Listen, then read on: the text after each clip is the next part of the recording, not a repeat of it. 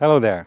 Great to have you with us. Welcome to this special interview that we're going to be conducting from UK's embassy here in Algiers with a very distinguished guest. That's Lord Richard Risby, where we're going to be talking about bilateral relations between the two countries that goes over 60 years.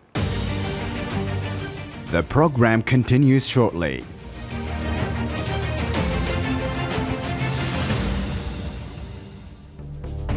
Richard John Grenville Spring, Baron Risby, is a former Conservative Party politician in the United Kingdom. He served as a Member of Parliament for Bury St Edmunds from 1992 to 1997 and for West Suffolk from 1997 to 2010. He joined the House of Lords in 2010 and is currently the Prime Minister's trade envoy to Algeria.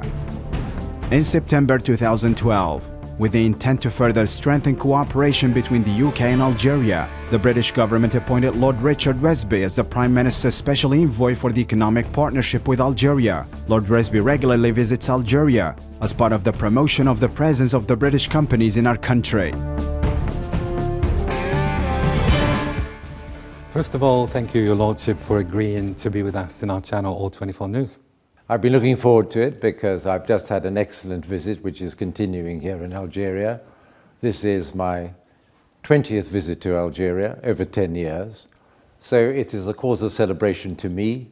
And every time I come here, I feel refreshed and delighted to do this role, which was appointed.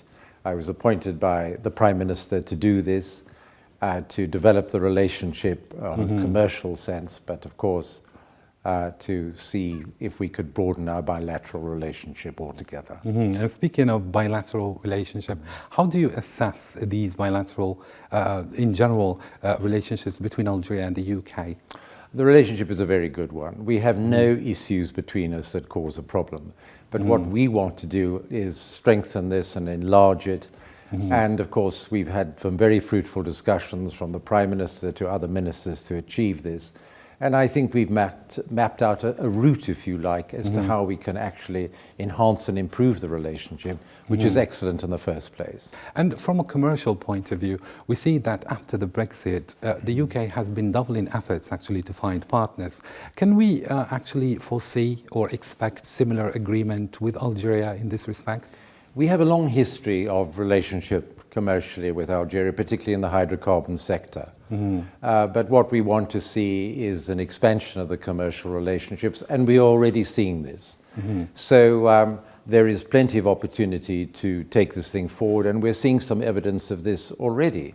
In the last few months, we've done considerable increase in business, and we're of course delighted with the fact that with the references that have been made to opening up the economy by the President of the Republic, we are going to take this matter forward in a very constructive way. Trade relations between Algeria and the United Kingdom date back to the 17th century, after the signing in 1682 of the Treaty of Peace and Commerce between the two countries. The bilateral relations witnessed lots of developments through the years. Energy is the key sector of the economic cooperation between the two countries. Several British companies are investing in Algeria in the energy field and are considered among the most important foreign investors. Sonatrach, on its part, has been present in the United Kingdom since 1989.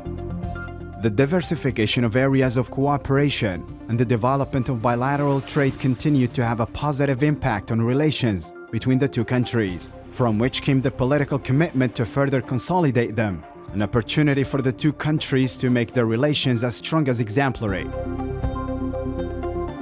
And then we have witnessed recently that there is a strong presence of British companies here in Algeria. How do you assess the horizon of, let's say, this presence? And what are the promising fields of interest for the British companies engaged in Algeria, or those likely to be active in the future?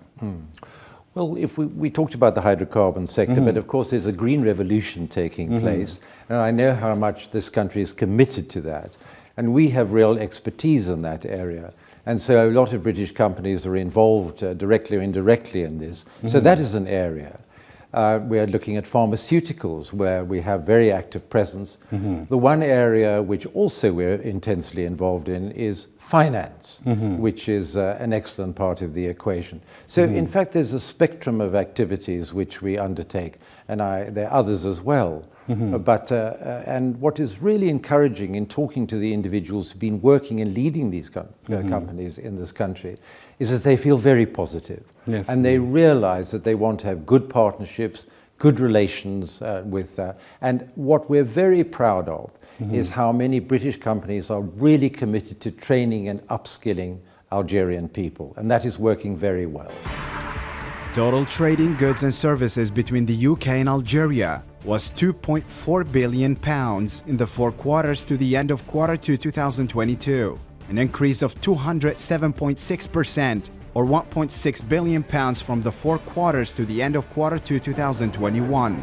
In the 4 quarters to the end of Q2 2022, total UK exports to Algeria amounted £376 million, an increase of 16.0%, or £52 million compared to the 4 quarters to the end of Q2 2021. Of all UK exports to Algeria in the 4 quarters to the end of Q2 2022, £214 million, 56.9% were goods, and £162 million, 43.1% were services. We see here, for instance, that Algeria is doing a great effort, let's say, to increase its attractiveness. And in the light of the measures that Algeria has taken actually to entice foreign investors and create a business environment is something conducive to the creation of wealth and jobs. How are we going to see actually British investors taking advantage of that in particular? Well, let's just look at exactly what has happened. For example, the investment law that has changed, and also the establishment of a one-stop shop. And what we have been told about that is that if, for example, a British business wishes to operate here, they can get the information very quickly and get the advice quickly. And of course, we have an embassy here which is fully committed to that, which can be involved in that. So what is important is, and that's part of my role, is to put Algeria on the map, because now that these reforms are taking place, there are enormous opportunities in this country. And that has been expressed to me by all the business leaders I've been talking to. Absolutely. And then do we sense any desire from British investors actually to establish projects in Algeria and take advantage of this, let's say, partnership? There is much work to be done, but because the opportunities are now much more in evidence. But the business has really picked up considerably in a whole spectrum of activities, which is very, very encouraging. So I have to say, of all the visits I've ever made to Algeria over the years, I feel more positive and more optimistic, and that is a reflection of the positivity and optimism I'm sensing amongst the business community already in this country. After Algeria's independence on the 5th July 1962, relations between Algeria and the United Kingdom experienced new developments and continued to strengthen. Algeria delivered its first shipment of liquefied natural gas to the United Kingdom in 1964, making it the first client to import LNG from Algeria in the early 1970s. As Algeria embarked on an industrial expansion process, British companies were awarded contracts to supply equipment, machinery, and technological expertise. Since you brought up the energy sector earlier, Algeria supplied the UK with liquefied natural gas for quite a long time. Sure. That's been over 50 years, that is. In these uncertain times, how important, let's say, making partnership with Algeria or countries like Algeria is important for Britain? What we have learned because of the COVID crisis and because of the war is seen that there's a huge amount of pressure on the energy sector. But of course, you're absolutely right that Algeria has been a completely reliable supplier of LNG for us for more than 50 years. And that is the spirit of the cooperation that will take place.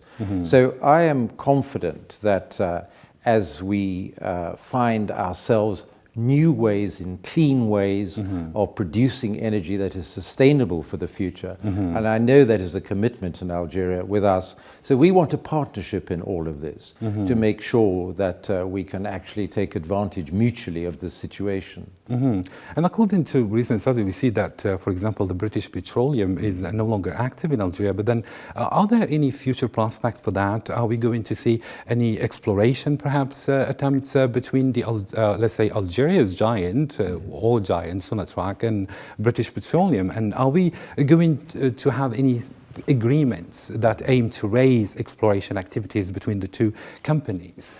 The good thing about the whole hydrocarbon sector as it was is that these companies have very good relationships with Sonatrach. They work closely together. And so, for example, it's not only production or exploration, but it is the servicing of the whole business of exploration, which is very important to us and very successful. So I am sure that we are in the process in Britain of reassessing our energy needs and where the sources of supply are. So this is a process which is taking place at the moment. We'll see what that means in practice for our relationships with other countries. And can we foresee perhaps any, let's say, diversification of activities in this field? Absolutely, because there's a whole area. I mean, you have tremendous capacity for further exploration, but I know the commitment to renewables and to providing new sources of energy, which we are all committed to, because we never ever want to be dependent in the future on a situation which drives up prices and causes enormous production problems. And away from hydrocarbon sector, not very long ago, Algeria and the UK actually signed a partnership agreement in the field of education technologies. And how do you evaluate this partnership in general, and when are we at in this file so far? Well, I'm just amazed and impressed everywhere I've been, where there's been a discussion about the English language, for example. And we now have some excellent relationships with British universities. I had a very fruitful discussion with the Minister of Higher Education, for example, how to deploy technology, but also at the core of this is the English language. And we are now seeing a very active British Council. We have a British school here. And it is extraordinary to think that even amongst young people in primary schools, they're going to have access to the English language. So what we're seeing is a full partnership of British institutions working indeed with the education authorities here in what is clearly a view. If you look at the world today, it is the English language which is dominant, but also in the whole area of technology, and this is the language which is now deployed. So this is a very interesting aspect which is relatively new in Algeria, which I'm really excited about, and there is such a sense of optimism about where this can lead to. Indeed, and when we speak about the English language, we speak about the language of technology. And speaking of technology, actually, we know that the latter is crucial and can be deployed in favor of strengthening commercial ties between the two countries. Can we have any common, let's say, platform set up between the two countries, perhaps to facilitate the task of companies to identify possible commercial partners? Well, you know, I'm glad you mentioned this, because if I could just answer it in this way, we had a meeting of young entrepreneurs the other day. And of course, they are so comprehensively involved in the world of technology. So, of course, what we want to do is share our expertise. I should add also that we're quite advanced in Britain, and we want to share this. There are 4 centres in the world regarded as being centres of modern technology. 2 of them are in Britain. So what expertise we have, we want to share, of course, with Algeria, although I have to say it's pretty advanced here as well, all the time. And then we see that Algeria, for example, is having this great commitment when it comes to sectors of pharmaceutical industry, renewable energies, agriculture, and financial services in particular. How can this technology actually help us, let's say, facilitate the task of the government to, let's say, enrich and strengthen these sectors? Yes. Well, it of course depends on the sector by sector, but undoubtedly the whole way that technology is evolving makes it very much easier. And we are probably one of the great centers of financial expertise, and we want to also share in that. But exchanging how we do this from technology point of view is something we're absolutely committed to. And we would want to share any experience that is valuable with our Algerian friends. Of course, we would want to do that. But I want to say it's very impressive how it's advancing in this country at the moment. Absolutely. But then in order to do that, perhaps we need a comprehensive agreement that frames bilateral cooperation, its various aspects, with Algeria, let's say, to raise the relations between the two countries to the level of their enormous potential. Well, what we're going to be doing is we do this progressively, and that is the right way to do it. and we're building block by block this relationship. But I think what we want to see eventually during the course of next year, moving towards a really comprehensive package of discussion with all the areas that we can identify to our mutual advantage. So this has already been happening, but we want to bring this into a more coherent form, and that is certainly a matter of our ambition and discussion that I've been having. And do you expect that perhaps we're going to have this comprehensive agreement that must incorporate, let's say, mechanisms to improve the flow of investment in both directions between the two countries needed? Well, the truth of the matter is that the flow of investments is already very much better than it has been. So, for example, what we have done, and I think this is a very important indication of our support for Algeria, in many countries of Africa, we're moving towards essentially a tariff-free import arrangement for Algerian products. So this is going to be very important for us because, you know, we are an island that has traditionally been a great trading country, and this is what we want to do, is minimize the amount of difficulty that tariffs produce. But the other thing we are doing in many countries, and I hope will happen in Algeria in due course, we provided something in the region of $5 billion for the possibility for British investors to have access to government-backed money to make investments in this country, and hopefully in due course, Algerians to be able to access this money for buying British goods and services. So I think these are absolutely clear commitments of our commitment to this country and our faith in this country, because the government wouldn't be backing anything like this if it didn't believe. And you asked me originally about the long-term reliability of LNG, and because of that belief in the reliability of the relationship that has emerged over the years, this strengthens our commitment to want to do what I've just described. And then again, we need a comprehensive cooperation agreement that discusses the political and security aspects as well as mobility between the two countries. Since we're speaking about businessmen here, in order to facilitate their travel, in particular students. Well, you mentioned a sort of comprehensive pact, but I would say it's a step-by-step process. I always get nervous as a politician when I hear about these sort of comprehensive arrangements. I think this is an evolutionary thing, and we step-by-step get there. So, of course, what we will do is try to facilitate this as much as possible, and the movement of people between. Now, already we have a number of Algerian students, for example, coming to Britain. I've just met some of them today at the British Council. And we want to make that an even greater level of cooperation, because it's important that we share the expertise of young people together and give them an experience of life in British universities, for example. Yeah, very nice indeed. And we have, by the way, a very high level of cooperation between this country's institutions and British universities. Yes, indeed. And the British universities are very committed to this and find the relationships very productive and fruitful. Yes, indeed. And then, of course, to conclude, we're going to have a PR question, something light. I gather that you have been doing a lot of traveling around Algeria, and I'm just curious if there is any special place that holds a special place, in your heart. I happen to like Algerian food. Yeah. And I was just saying at Parliament, we were having this discussion, if there's one thing about Algeria, both aesthetically, having visited it, and the food, it is biskra dates. Oh, yeah. Those are the things I'm absolutely most in favor Very of. nice indeed. But you mentioned tourism, and I just want to say this. I've been lucky enough to travel extensively around this country. I haven't as yet been to the desert. This is just the most wonderful country to visit.